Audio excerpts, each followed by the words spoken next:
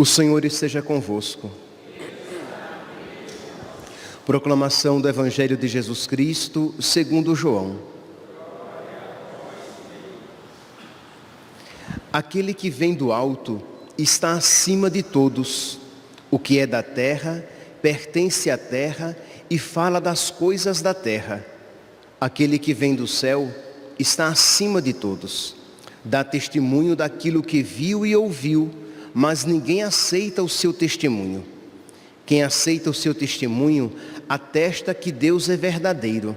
De fato, aquele que Deus enviou fala as palavras de Deus, porque Deus lhes dá o Espírito sem medida. O Pai ama o Filho e entregou tudo em sua mão. Aquele que acredita no Filho possui a vida eterna. Aquele, porém, que rejeita o Filho não verá a vida, pois a ira de Deus permanece sobre ele. Palavra da salvação.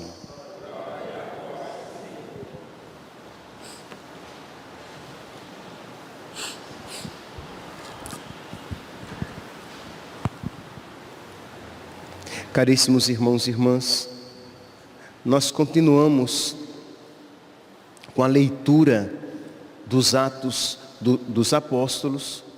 Continuaremos com esta leitura durante todo o tempo pascal, até Pentecostes. E nós podemos continuar com a nossa reflexão. Nós ontem refletíamos a respeito de que Deus não é um adereço na nossa vida. Deus não é um penduricalho que nós acrescentamos na nossa vida. Deus não é um acréscimo, Deus não é um detalhe. Deus é o centro ao redor do qual a nossa vida gira. Deus é a base sobre a qual tudo que temos e somos é construído. Deus é aquele no qual somos, existimos e nos movemos. Por mais redundante que possa parecer, Deus é Deus. Deus é o nosso tudo. Pois bem, então, tendo em mente esta realidade, vamos então continuar a nossa reflexão. Precisamos então abraçar Deus de corpo e alma. Abraçar Deus com toda a nossa vida e não apenas acolher Deus segundo as nossas comodidades, abraçar Deus segundo as nossas expectativas, mas abraçar Deus com tudo aquilo que temos, com tudo aquilo que somos, com todo o nosso viver, com todo o nosso existir, com todo o nosso coração, com toda a nossa alma, com toda a nossa inteligência, com todas as nossas forças. E nós vemos no Evangelho de hoje que Nicodemos isso não faz. O Evangelho de hoje, ele é a continuação do diálogo de Nicodemos. Diz lá, nós estamos aqui nos versículos de 31 a 36 do capítulo 3, mas todo este capítulo é este diálogo de Jesus com Nicodemos, que foi procurar Jesus à noite.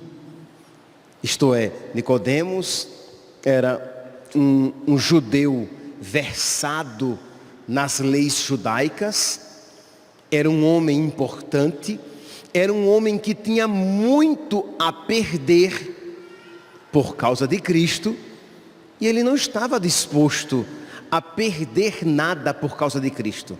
Ele estava disposto a acrescentar Cristo à sua vida, desde que isso não lhe levasse a perder nada. Ele estava disposto a fazer com que Cristo fosse uma realidade a mais.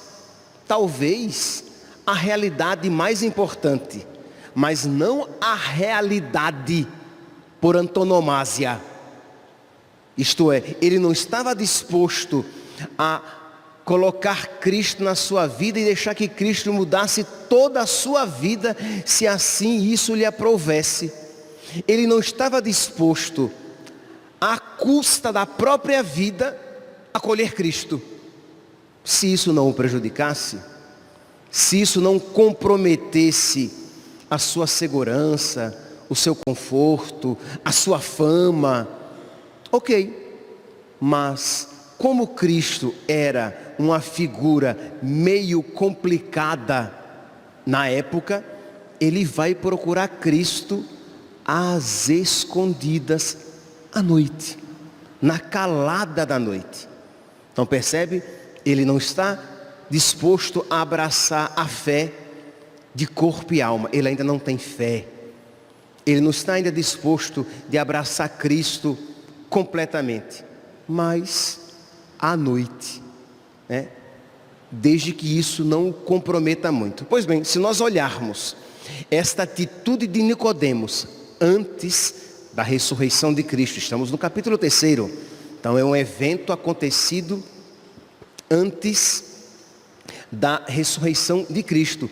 E se nós olharmos a atitude dos discípulos pós a ressurreição de Cristo, isto é, os discípulos, eles foram presos, os chefes do povo, os chefes do sinédrio, prenderam os apóstolos, eles foram libertos miraculosamente.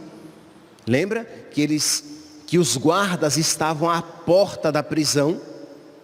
Eles saíram, a prisão continuou fechada, os guardas estavam à porta e eles não viram nada acontecer. Eles foram libertos e eles voltaram para o templo para ensinar, para continuar falando a respeito de Cristo, mesmo sabendo que aquilo lhes traria problemas, mesmo sabendo que por causa daquilo eles teriam dificuldades, mas eles tinham abraçado Cristo completamente. Eles estavam dispostos a agradar a Cristo, mesmo que isso desagradasse os homens.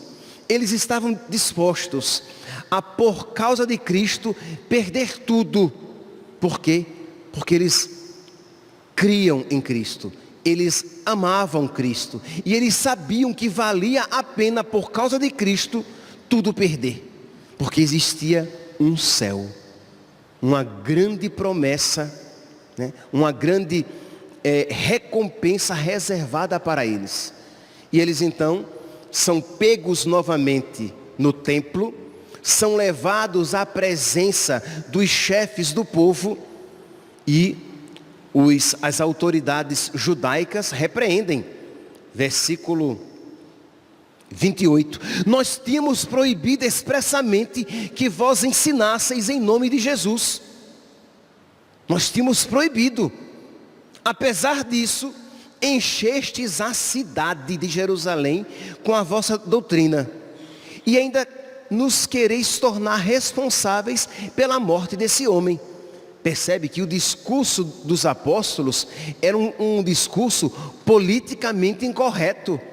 Eles iriam, se eles dissessem, se eles continuassem ensinando aquilo que eles estavam ensinando, eles atrairiam sobre si problema, porque eles estavam dizendo algo totalmente desagradável às autoridades judaicas. E o que é, diante desta palavra dos chefes da sinagoga, que tinham matado Jesus, eles sabiam que aquilo iria acontecer a eles também. Eles sabiam que eles iriam perder a vida, que eles também teriam uma morte dolorosa, que eles também seriam perseguidos, porque eles viram o que aconteceu ao mestre. E Jesus já havia dito que se fizeram isso ao galho verde, o que não farão ao seco? Se fizeram isso ao mestre, o que não fariam aos discípulos? Então, eles sabiam. Então, eu gostaria que quando você, ao ouvir isso, que você coloque na sua vida as situações em que por causa de Cristo você vai perder algo, amigo, conforto, alguma popularidade, alguma segurança, não sei o que você pode perder por causa de Cristo, e você se sente tentado a querer o quê? Ou conciliar as coisas, ou negar propriamente Cristo na sua vida. Então, você, no seu casamento, que você tenta viver o seu casamento à sua maneira. Por quê? Porque Cristo é muito exigente. Ora, Cristo era exigente aos apóstolos. Para que eles continuassem fiéis a Cristo, eles iriam perder a vida. Eles teriam não apenas uma vida sofrida, mas no fim eles iriam perdê-la de uma maneira dolorosa, como aconteceu a todos os apóstolos, com exceção de São João, porque assim foi a vontade de Deus, mas teve uma vida difícil. Ora, mas eles estavam dispostos a agradar primeiramente a Cristo, a fazer primeiramente a vontade de Cristo. Então pense você também no seu trabalho, quando você é tentado a, segundo a lógica do mundo, viver no seu trabalho e colocar Cristo de lado, porque se você for fiel a Cristo, você vai acabar, talvez, até perdendo o seu trabalho. Pense no seu namoro, pense naquilo, na sua maneira de ter lazer, você jovem, rapazinho, mocinha, que você quer ter lazer, você quer se divertir, segundo as modas atuais. Você quer assistir o que a garotada hoje em dia assiste. Você quer se vestir como a rapaziada hoje em dia se veste. E você percebe que se você quiser ser fiel a Cristo, você precisa estar disposto a perder algo, a ser diferente, a ser talvez aos olhos do mundo meio desagradável. Então, cada um aqui vai aplicando a sua situação de vida. Não espere você, por causa de Cristo, correr o perigo de perder a própria vida, de ter o pescoço cortado. Isso provavelmente não vai lhe acontecer. Mas situações bem concretas, em que você é chamado a testemunhar o nome de Cristo, e por causa de Cristo, perder algo. Pois bem, então diz então, que os apóstolos estavam ali, sabendo que algo de doloroso a eles aconteceria, e eles dizem o quê? É preciso obedecer a Deus antes que aos homens. Eu estou disposto a fazer a vontade de Deus, a agradar a Deus primeiramente, que agradar os homens. E diz que os chefes do sinédrio, que os chefes do povo, diante daquela determinação dos apóstolos, decidem matá-los. Meus irmãos, é interessante, né? Os chefes, a atitude dos chefes do sinédrio é a mesma com os apóstolos, a mesma que eles tiveram com Jesus. Isto é, eles viram agora um milagre. Como é que esses homens que estavam na prisão, trancafiados, com soldados à porta, como é que eles saíram com a prisão fechada? Foi uma ação miraculosa. Eles perceberam, e diante daquela ação miraculosa, o que é que eles fizeram? Eles recrudesceram, eles endureceram ainda mais. Isto é, aquela determinação em odiar a verdade, porque eles não estavam dispostos a se abrir à verdade. Quando esses mesmos chefes viram Lázaro vivo, ele que tinha sido morto e que já fedia, quando eles viram Lázaro vivo, o que foi que eles fizeram? Vamos nos converter? Não, eles decidiram matar Jesus. Todo mundo vai se converter a ele. Então, diante da verdade, duas atitudes são possíveis. Ou você se curva a ela, então você conhece o Evangelho, você conhece a vontade de Cristo, você conhece os ensinamentos de Cristo e da sua igreja, e você se converte. Muito bem, Deus espera isso de mim, pois eu vou me esforçar para isso viver. Muito bem, Deus pensa o homem assim, Deus pensa a mulher assim, Deus pensa a família assim, Deus pensa o sacerdócio ministerial assim. Pois bem, eu vou me adequar, eu vou me encaixar no pensamento de Deus, porque importa agradar a Deus. Mas existe uma outra atitude, infelizmente possível, que é quando você conhece a verdade, você a odeia, você a renega e você a substitui por uma outra realidade criada por você. Então, os chefes do Sinédrio, eles viram aquele fato incontestável e eles odiaram a verdade, eles negaram a verdade e eles disseram: Jesus é mau e ele deve morrer. Isso é um dos pecados contra o Espírito Santo. Você conhece a verdade e você diz: não, isso é impossível de ser vivido. Hoje em dia, isso não pode ser assim. Ou, mas eu quero algo diferente para a minha vida. Eu sou o dono do meu corpo, minhas regras. Eu posso ser o que eu quiser. Que frase louca, né? Que frase louca. Eu posso ser o que eu quiser. Quem é que pode ser o que quiser? Mas bem, eu posso ser o que eu quiser. E aí, eu mato a verdade e crio uma outra realidade a partir da qual eu começo a justificar toda a minha vida, como esses chefes do Sinédrio justificaram a perseguição e a futura morte dos apóstolos, porque eles negaram, eles mataram a verdade dentro de si. Meus irmãos, o Evangelho, a liturgia de hoje nos ensina então tantas coisas, mas nós poderíamos pegar alguns pontos.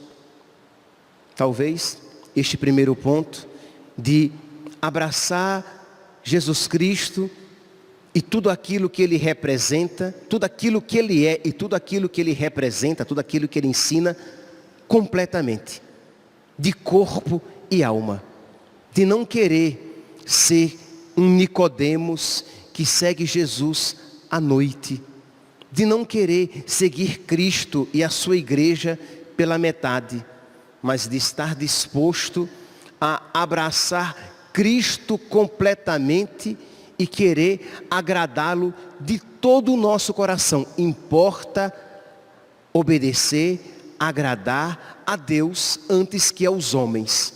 Essa é a primeira atitude. A segunda atitude, e é uma consequência desta, de abraçar toda a verdade, de estar disposto, por abraçar toda a verdade, de sofrer as consequências da nossa fé. Os apóstolos sabiam que eles iriam sofrer por causa de Cristo. Que nós não tenhamos medo de sofrer por causa daquilo que cremos, por causa de Cristo e de tudo aquilo que nós cremos. Que nós estejamos dispostos a não matar a verdade. Porque o que existe, infelizmente, de cristão católico que resolveu negar pontos da nossa fé. Você se diz católico, mas você acredita no Espiritismo. Você se diz católico, mas eu acredito na reencarnação. Você se diz católico, mas eu acho que não há problema de você comungar se você é separado e recasado. Você diz que é católico, mas você tem uma vida homossexual. Você vive com outra pessoa e você acha que isso é tranquilo, que não tem problema, que as coisas não se excluem, que você é católico e você até acha que pode comungar. E acha que tais e tais passagens da Sagrada Escritura são antiquadas, são de antigamente e são muito